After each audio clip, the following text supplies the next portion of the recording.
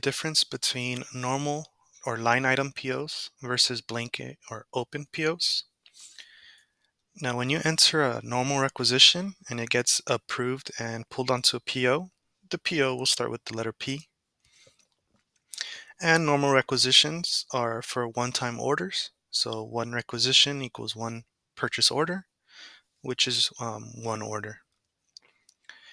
In the requisition, you'd enter each line for each product. You would enter the quantity and the price and the details for each product.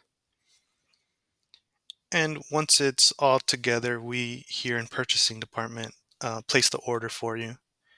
And we typically we ship the items to the warehouse.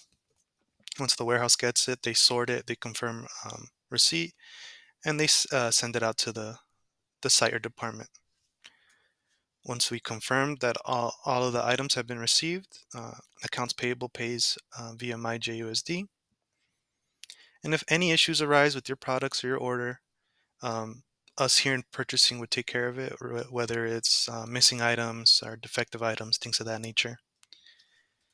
And it says none under limitations because typically by the time it gets to our desks and it's approved already, gone through the process, so that's why it says none.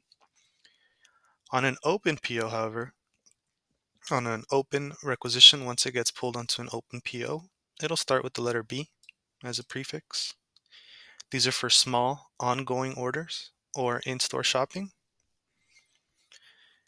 These you would typically just enter a dollar amount, and that would be your budget if approved, and you would try not to go over that dollar amount. And this site or department places the order directly with the vendor. But please keep in mind that this is after the PO has been issued. So once we have given you that PO, and typically the vendor will have it too. But if you go on Galaxy and you see that your open purchase requisition has been pulled onto a PO, it doesn't necessarily mean that it's ready to use. We could still be working on it. So please do not use a open PO number unless we've given it to you directly, saying it's been approved and signed. The items are typically sent directly to the site or department, and AP will reach out to make sure everything is received and signed for before making payment. If there are any issues that arise, the site or department that originally placed the order would have to contact the vendor to resolve that. And some limitations for the PO items, the individual items cannot be over $100. So if one item should be less than $100.